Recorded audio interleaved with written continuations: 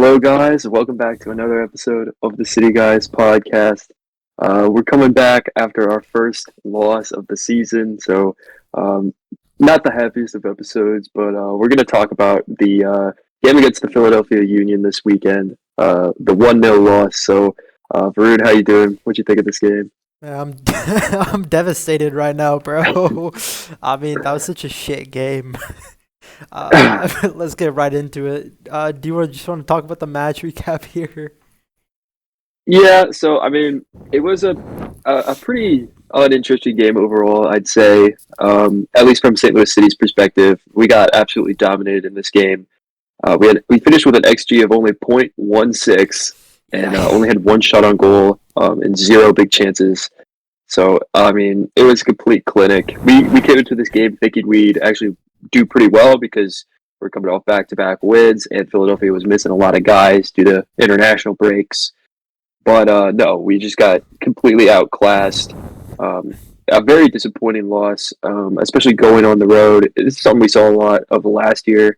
Is we just go on the road and just could play completely awful, like look like we don't want to be there. Yeah. Um, I think a lot of that had to do, at least what we thought had to do with like team chemistry issues and locker room issues.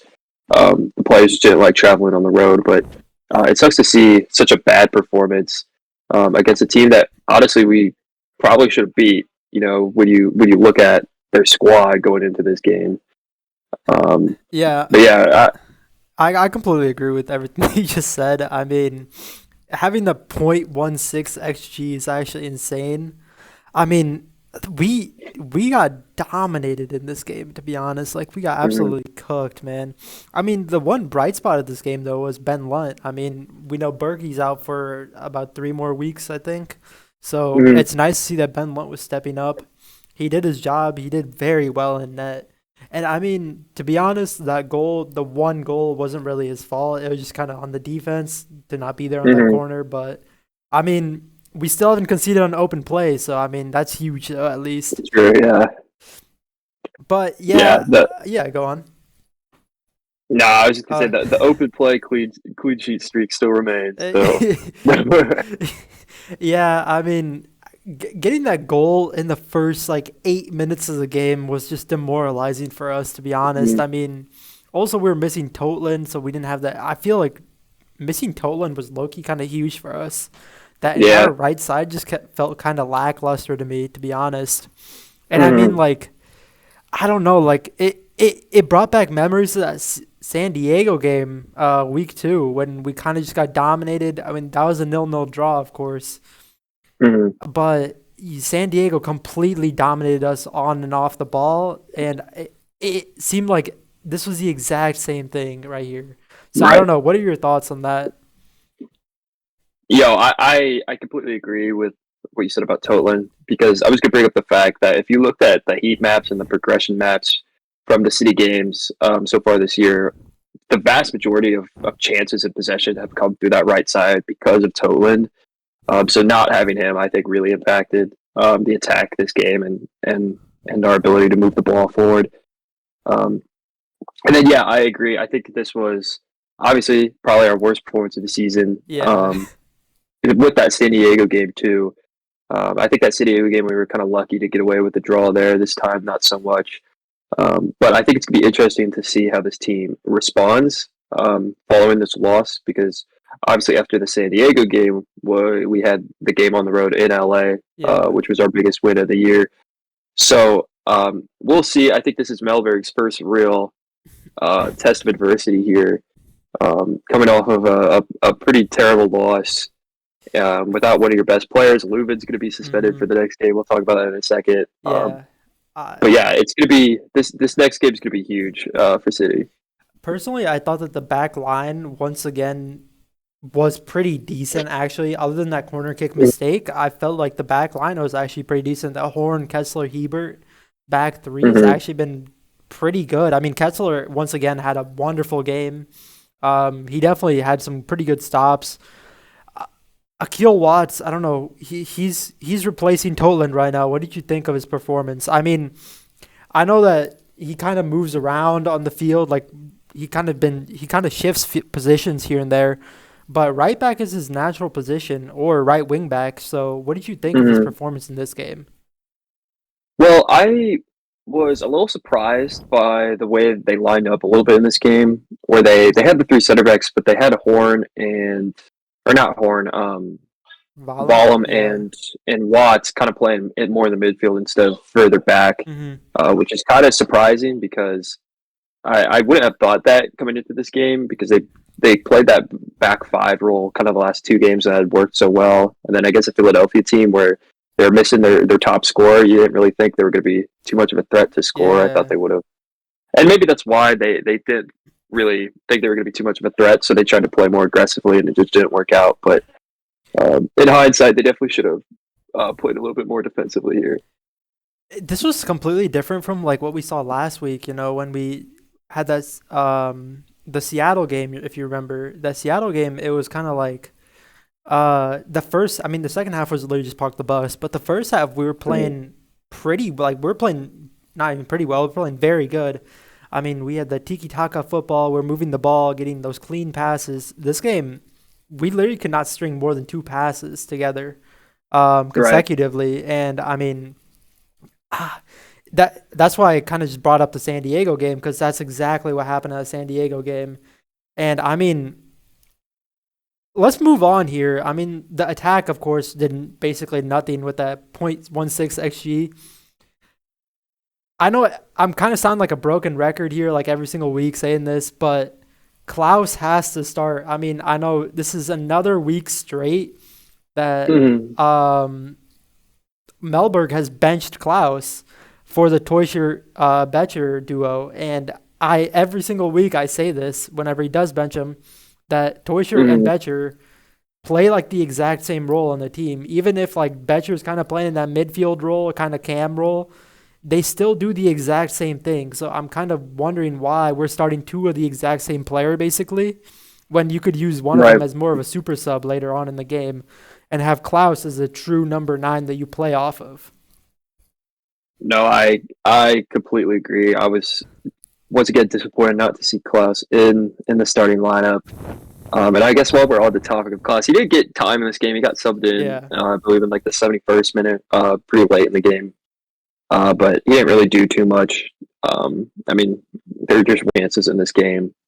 But yeah, I agree. I think Klaus, to me, is someone that, even though he's been struggling, obviously, for a long, long time, he's just so valuable to this team that he needs to be starting more consistently. Shouldn't be playing coming off the bench so late.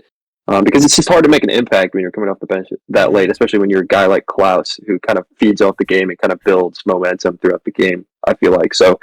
Um, yeah, he's just Yeah. not a player that I feel like is effective bringing off the bench. He's not like a super sub kind Uh-huh. of guy. I completely feel you. And then another player that we brought off the bench was Celio Pompeu. And Mm-hmm. this is a player that both of us really love. I mean, but he just hasn't gotten that much game time this year. And I really felt like we kind of missed him in this game particularly. I mean, looking at this Philadelphia defense, if you have someone who's as fast as Pompeu is, you can kind of abuse that. And I don't know why. I mean, on Pompeu, on the times that he did have the ball, he looked pretty well. He was kind of Yeah. cooking. He was cooking that the right back. He was cooking that right back. He was getting past him. He had good ball movement. I really liked everything that I saw from him, but I really think that this kind of he's making a case to actually get more game time right now than what he currently gets. Because I mean, I think the last game he played was that San Diego game when we were at the nil nil Right. draw. Well, yeah, I think it's interesting the two games they subbed them in for this game and the San Diego game. It makes sense because both those games they were struggling to generate like any sort of offense. And Celio is like probably the one guy on the team that could consistently like create stuff on his own and have like moments of individual brilliance that nobody else on the team can really do. So I liked him getting subbed in here. I thought it made a lot of sense. Didn't really impact the game, unfortunately, but yeah, I like Celio. I think he's kind of our go-to guy off the bench. I don't know if I'd necessarily say he should be starting consistently, but I think what he offers is so special and kind of unique from what Yeah, every other player offers on this team. And then I think like one of the biggest moments from that night, of course, you talked about it earlier, was that Edward Lewin red card. I mean, coming off that Hmm. masterclass performance last week, I mean, this was kind of a disaster class from Lewin here. I mean, Hmm. uh, he basically picked up a second yellow. It wasn't like a straight red or anything, but I mean, what do you think of that call? Like, it's something that like I barely see like getting called. Like, I mean, for for that to actually like physically impact the game that much, I never see that call actually being called where he just kind of kicks the ball away in frustration, and the ref just straight Hmm. gives him a red card. Which I mean, I don't know. What did you think of that? Yeah, I thought it was a little soft of a call, but at the same time, like for a guy like Lubin, who's a veteran, like what are you doing? Like that's such a stupid thing to do, and put it in the ref's hands to make a decision there. So that's very frustrating. I thought he played pretty terribly, unfortunately. Yeah, Um, I completely agree. I mean, yeah, he'll be suspended in that next game against Austin FC, you know. And mhm. do we want to, since we were just talking about Klaus a little bit earlier, do you want to talk about the confrontation between him and Yeah, our old manager Bradley Carnell? What did you think about that? yeah. Honestly, the most interesting thing Yeah. came after the game was over, when Parnell was shaking hands with a lot of the technical staff and assistants from St. Louis City, because obviously he was the old coach there.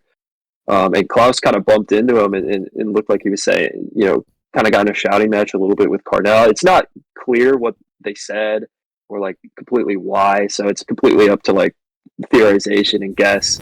But from what we know about Carnell last season, he kind of lost the locker room. There's a lot of locker room issues there. So that could have played a part in it. And also, Carnell was kind of infamously known for kind of overtraining or really pushing his guys hard during practices, Hmm. which, if you remember, Klaus got injured during a training last year, which kept him out Yeah. for most of the season. So it could have been something related to that as well. But I think Klaus, it's a little uncharacteristic from Klaus because he usually is pretty like I feel like a pretty like level-headed, kind of respectful guy. You don't really see a ton of like outbursts from Hmm. him. But it's now been 21 league games since Class has scored a goal, which is crazy to say. His Yeah. last goal was May of last year against Chicago Fire. That's Um, insane. to be fair, he was injured for most of that stretch last year. But he's it's no secret that to say he's been struggling is an Yeah, understatement. he's I been think very it's out of form.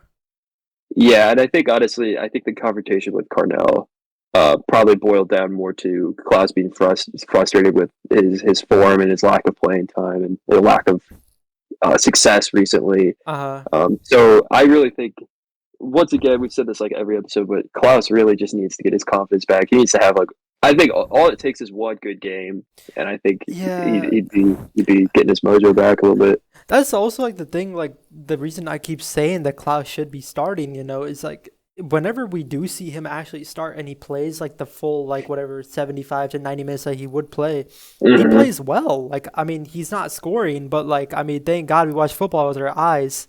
But like Yeah, I mean, he's building up the play. He's been very good. He's been kind of fit. He's been very physical. I mean, I just love to see what Klaus has always been doing. Like what he's kind of like built for this team. Like the target number 9 kind of. He bodies everybody, and we saw that in multiple games that he actually started this year. But I genuinely don't know why Klaus doesn't start.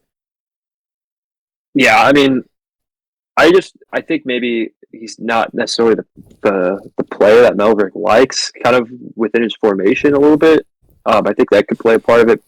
And I also just think it's just recent form. Yeah. And when you have guys like Becker and Toyer who have been cooking, they cooked at the last year, and they've been pretty solid so far this year.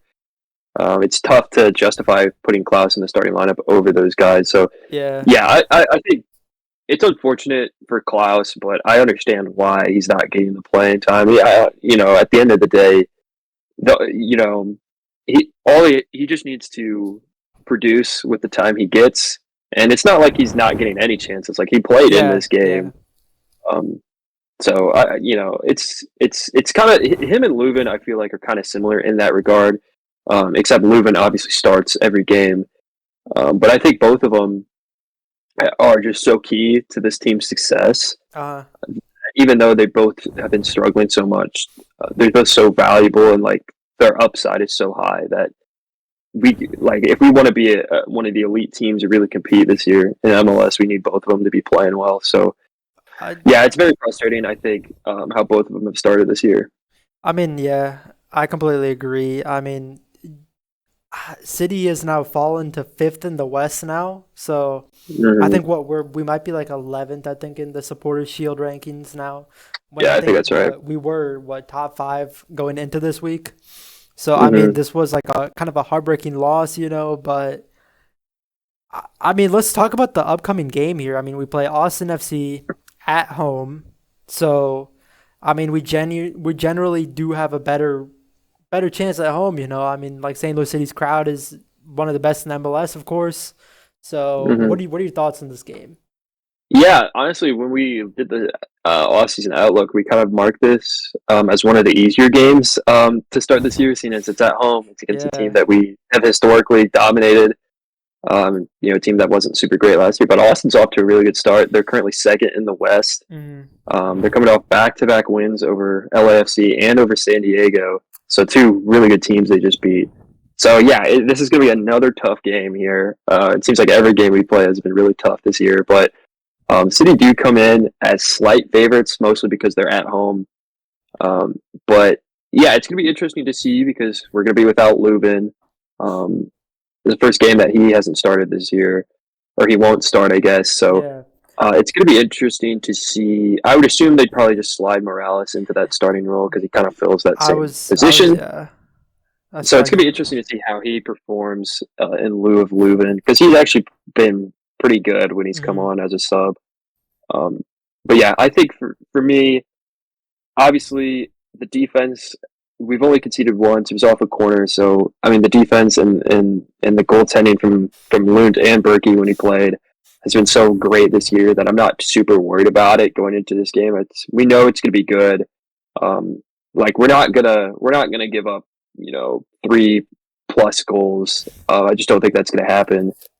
But we've just so struggled so much on offense to just generate chances in the score Yeah. goals. I mean, we've scored 4 goals in 5 games, and 3 of them came in one game. So It's not yeah, it's been local. really Yeah. rough.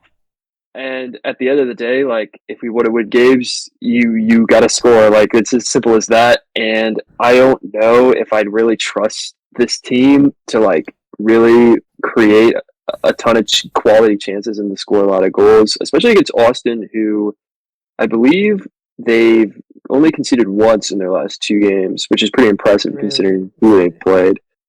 Yeah. So they've been pretty solid defensively this year. So yeah, it's gonna be really tough going into this game. Yeah, so Seattle in the past against LAFC and San Diego, they've conceded only one goal. And Mhm. yeah, I mean, them beating LAFC and San Diego, I mean, them handing San Diego their first loss of the season, that is actually massive. Mhm. That was low key good for us too, because it didn't drop us as much. Mhm. Because we're technically what still, Well, yeah, I think we're all like yeah, pretty close. we're tied for we're basic. San Diego has a higher goal differential, or actually no, we're tied with them on goal differential too. But yeah, we're with San Diego at 8 points, fourth and fifth. So I mean, yeah, Austin, we've generally had a better record against them at home. Or I mean, in general, I mean, we have 3 wins, 2 draws, and 0 losses. So I mean, this Austin team, I don't think we should underestimate them by any means. But I really like the point that you also brought up that since Lewin's out, Morales will get probably the start. I at least I'd hope that Morales gets a start. I Yeah. mean, this guy's a veteran in the MLS. Yeah, he basically has a similar playing side of Lewin. He can control the field. He can control the tempo of a game. So I really want to see. I really would like to see Morales start, and I do think that he'll have a positive impact on this team. But my biggest thing going into this game is that I want to see Klaus start. I genuinely just don't think that we generate as good of an offense with that Toysher Betcher duo in this scheme. Mhm. Basically, I mean, like it kind of worked under Hackworth, but under Melberg, it just does not seem to work with both of them starting. So I want to see or at least I'd hope to see that Klaus starts. I think what we've learned so far from the experimenting that's been going on with the attack is that the toy shirt Becker combo, or when they play, they really benefit from that kind of ultra defensive counterattack style, like we saw in the Seattle game, like we Uh-huh. saw in the LA Galaxy game. But when we're trying to actually generate possession and generate offense through kind of moving the ball forward organically, Klaus has to be the guy to do that with. So I think that was probably the mistake, or one of the mistakes going into the Philadelphia game. Is I just don't think Toyhurt or Becker are as good as Klaus is when kind of holding the ball up and creating chances and passes for other players. So if we want to play that style, we got to start Klaus in this game. But I also think at the same time, I guess I'd like to see them go back to that five in the back counterattack style that they played Yeah. for our 2 wins this year, obviously, because that's what's worked best. Hmm. And especially against a team like Austin, who are actually like looking to be pretty legit, pretty good. We don't want to give them too many chances, especially when we're probably not going to score very many goals ourselves. Like Yeah. we don't want to, if we give up more than 2 goals, I mean, we're going to lose this game. So Yeah. I really would like to see us kind of come out guns blazing in this game. I would mhm, like to see us kind of just start dominating the ball more, just going into this game.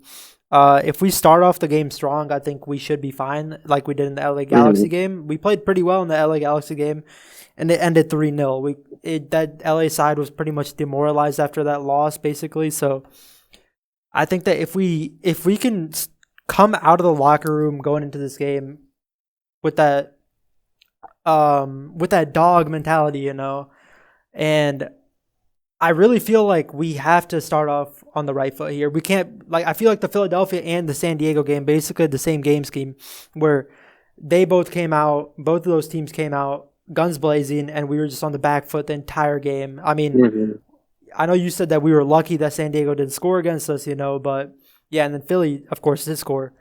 So I mean, we need to at least have some sort of a foothold into the game in that first 10 minutes. I mean, those first Yeah, 10 minutes are crucial for the rest of that game. But right. yeah, I mean, Austin is a huge team right now. They're in form. They're doing very well. They beat two really good teams in MLS. So yeah, I really do want to see more of like a controlled game here at City Park or Energizer Stadium here. Yeah, so I guess if we're getting into predictions, I think I'm pretty sure I predicted a 1-all draw last week, which was pretty close, to Pretty be fair. close. But I think I'm actually gonna predict the exact same thing. I'm gonna go 1-all draw again. I think we'll be able to generate a little bit more offense at home. I do think we are gonna try and, you know, keep our not necessarily park the bus, but like play a little bit more conservatively, try and keep the ball away from our box and not give up as many shots as we did against Philadelphia. Because even though Ben Luke played very well Yeah. against the Union, he still is a backup keeper. Like odds are the more shots he faces, we're not going to be as lucky. He's not going to be as good. So yeah, I would like to see that, but I do think they will be able to get a goal at home. But I also do think that I think probably maybe a defensive error or something. But um, I do think that Austin will be able to score against us because they have Yeah. proven that. I think they played San Diego, they put up 2 against them, and San Diego was, I think, just as good of a defensive team as we are. San Diego's So very good. it's going to be a really tough test, but I think if we come away with a point, I'd be relatively happy with that because that would still keep us in the mix in the Western Conference early on. Okay. I will go with a 1-0 win at home for us. I think that the defense has been solid enough. I mean, the one goal that we've conceded all year has been kind of like a error on a corner kick. I mean, I think that the defense here at home will actually be locked in, hopefully, and then yeah, I'm basically just hoping for 1-0, 1-0. I think we just score in the first half and we park the bus like we did in the Seattle game, basically. But I'm basically predicting a 1-0 win here. I think we play Kansas City next week, so Kansas City Yeah. is still winless. I think they're 1 Hmm. and 4 right now, so I think they're at 1 point. So if we can get the momentum going from this Austin game into that Kansas City game, that will be huge. And then the following week we play Columbus, so it is another big team. So hopefully we can generate all this momentum right now, and we can take that into the next couple of weeks. Yeah, I mean, I just want to mention real quick how ridiculous the schedule is going forward. We play obviously Austin, then Yeah, we play Kansas, which should be a win. I mean, that's our easiest game of the yeah. year Let's so not jinx far. it. Yeah, But then we play Columbus, Vancouver, LAFC, Seattle, San Diego, and then we come back home to play Sporting again. So I mean, that's one, yeah, two, three, four, five really tough games after that Kansas game. And the schedule doesn't really become easier until I would say the summer months, late June uh, through July should be probably the easiest part of our schedule. But I mean, it's just a brutal start to the year. I mean, our first half schedule is ridiculously hard. uh huh, So I think as long as we could stay afloat and stay in the mix for a playoff spot, I do think we will be okay because we do have most of our easy games um, in the second half of the season. Plus, we're not in Leagues Cup, so we're going to have less fixtures than most teams. yeah. We're not going to be playing it in as tough of games as most teams. So I do think we'll be okay as long as we stay afloat. So I do think a point here would be fine for City.